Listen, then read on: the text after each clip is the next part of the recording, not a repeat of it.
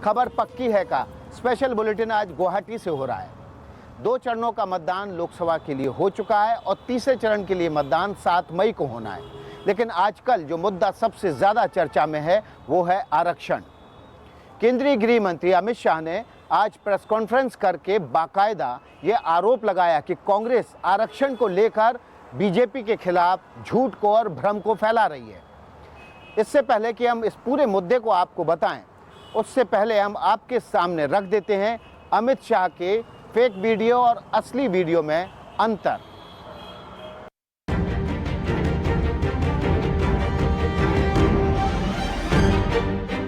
कृपा करके जो भी फेक वीडियो निकलते हैं उनको हम एक्सपोज करें।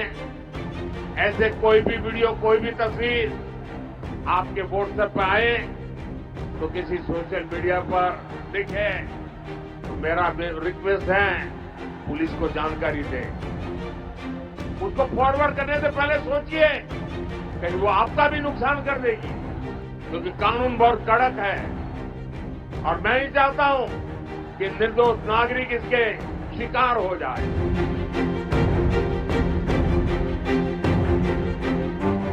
फेक वीडियोस की जितनी चर्चा इस चुनाव में है, इसके पहले कभी नहीं थी। कल प्रधानमंत्री ने लोगों को इससे आगाह किया और आज खुद गृह मंत्री अमित शाह ने भी प्रेस कॉन्फ्रेंस करके इस मुद्दे पर अपनी बात रखी। मैं ये बात स्पष्ट कर देना चाहता हूं कि Bharatiya Janata party ST, SC, OBC के आरक्षण की समर्थक है और हमेशा इसके संरक्षक के रूप में अपनी भूमिका निभाएगी। इस स्तर पर पहुंची। अमित शाह की प्रेस कॉन्फ्रेंस में बकायदा दोनों वीडियो प्ले करके सुनाए गए, यानी एक वो वीडियो जो असली है और दूसरा वो वीडियो जो छेड़छाड़ करके तैयार किया गया, यानी कि फर्जी है। मैं यहाँ कहकर जाता हूँ, भारतीय जनता पार्टी की सरकार बनेगी तो एक गैर संवैधानिक मुस्लिम रिजर्वेशन को हम समाप्त कर देंगे। ये अधिकार तेलंगाना के एससी, एसटी और ओबीसी का है, वो अधिकार उनको मिलेगा और मुस्लिम रिजर्वेशन को हम समाप्त कर देंगे। भारतीय जनता पार्टी की सरकार बनेगी तो एक गैर संवैधानिक एससी, एसटी और ओबीसी का है, वो रिजर्वेशन को हम समाप्त कर देंगे। रिजर्वेशन को हम समाप्त कर देंगे। आरक्षण का ये मुद्दा पिछले कई दिनों से चर्चा में है।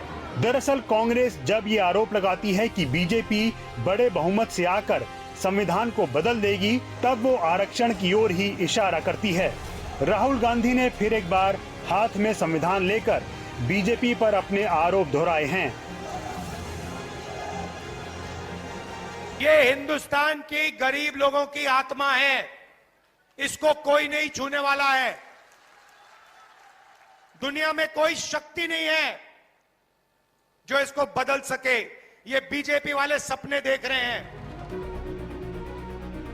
बीजेपी का आरोप है कि उसके 400 पार वाले टारगेट को कांग्रेस गलत तरीके से ट्विस्ट दे रही है।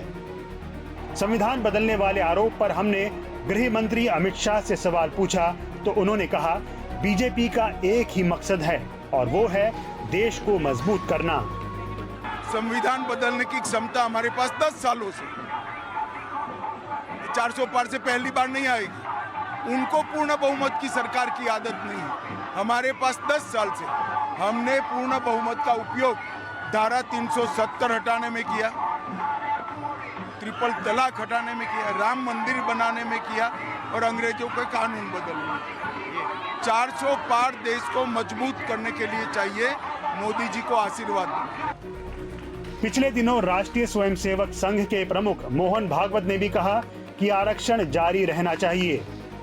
जब से आरक्षण आया है तब से संविधान सम्मत सारे आरक्षण को संघ पूर्ण समर्थन देता है और संघ ये कहता है कि आरक्षण जिनके लिए है उनको जब तक आवश्यक लगेगा या सामाजिक कारणों से दिया गया है, वो भेदभाव जब तक है तब तक ये आरक्षण जारी रहना चाहिए। आरक्षण से जुड़े फेक वीडियो के मामले में पुलिस अपनी कार्रवाई कर रही है, लेकिन राजनीतिक तापमान इतना ज्यादा है कि लगता नहीं ये मुद्दा इतनी जल्दी ठंडा हो पाएगा। Bureau report, NDTV India. सवाल यह है कि इस मुद्दे पर भ्रम कौन फैला रहा है? आखिर इस भ्रम फैलाने का फायदा किसका है? आरक्षण सामाजिक बराबरी का औजार है या फिर राजनीतिक दलों के लिए सिर्फ चुनावी हथियार? आज़ादी के बाद और आरक्षण के बावजूद क्यों लग रहा है कि इस मुद्दे पर, आरक्षण के मुद्दे पर नेताओं की नीयत खराब है?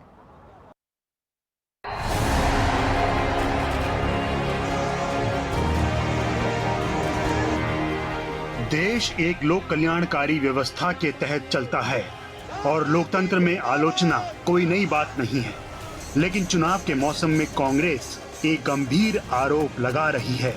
कांग्रेस आरोप लगा रही है कि बीजेपी की नीयत संविधान को बदलकर लोकतंत्र को तबाह करने की है।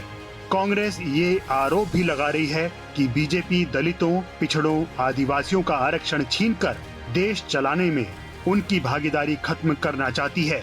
लेकिन इसके विरोध में कांग्रेस के खिलाफ भी बेहद मजबूत तर्क दिए जा रहे हैं। कांग्रेस से पूछा जा रहा है कि जब इंदिरा गांधी ने आपातकाल लागू करके मौलिक अधिकारों को छीन लिया था, तब क्या संविधान सुरक्षित था? और एक तर्क ये भी कि दलितों और पिछड़ों के आरक्षण में से मुसलमानों को हिस्सा दे देना भला देश हित में किया गया काम कैसे है? इमरजेंसी ने देश की जनता आज भी नहीं भूली है। ये भी देश के संविधान का गला घोंटने जैसा था। इसके साथ ही कांग्रेस ने यूपीए सरकार के समय जो पाप किया, तब समाजवादी पार्टी और बहुजन समाजवादी पार्टी भी उनके साथ सहयोगी थी। जब उसने अनुसूचित जाति, जनजाति और पिछड़ी जाति के हकों पर डकैती डालने के लिए, सेंधमारी करने के लिए उस समय जस्टिस रंगनाथ मिश्रा कमेटी और सच्चर कमेटी का गठन करके देश भर में संविधान विरोधी कार्य करते हुए धर्म के आधार पर आरक्षण देने का कुत्सित प्रयास किया था। कांग्रेस पार्टी ने संविधान के साथ, बीजेपी का कहना है कि वो धर्म के आधार पर आरक्षण के खिलाफ है। मोटे तौर पर कांग्रेस के खिलाफ वो 3 बातें कह रही हैं। पहली बात, कांग्रेस सरकार ने सच्चर कमेटी की रिपोर्ट के जरिए प्रयास किया कि आरक्षण के लिए दलितों और पिछड़ों की श्रेणी में मुसलमानों को भी शामिल किया जाए। दूसरी बात, बीजेपी धर्म के आधार पर आरक्षण नहीं लागू होने देगी, वो शुरू से ही इसकी विरोधी रही है। और तीसरी बात, अब कांग्रेस ने दोबारा धार्मिक आरक्षण का कार्ड खेलना शुरू कर दिया है। कर्नाटक से पिछड़ी जाति में सेंध लगाकर इसकी शुरुआत कर दी गई है। कांग्रेस ने संविधान की परवाह नहीं की, बाबा साहब आंबेडकर की परवाह नहीं की। जब कर्नाटका की बीजेपी सरकार ने, जब हमें मौका मिला तो हमने पहला काम किया, उन्होंने जो एससी एसटी से छीन करके मुस्लिम कोटा निकाला था, उसको हमने खत्म कर दिया। आगे आपको बताएंगे गृह मंत्री ने कांग्रेस पर आरोप लगाते हुए जामिया मिलिया इस्लामिया और अलीगढ़ मुस्लिम यूनिवर्सिटी का जिक्र क्यों किया।